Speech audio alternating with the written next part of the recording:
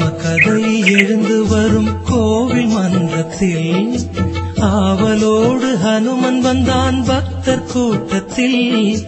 ராமகதை எழுந்து வரும் கோவில் மன்றத்தில் ஆவலோடு ஹனுமன் வந்தான் பக்தர் கூட்டத்தில்.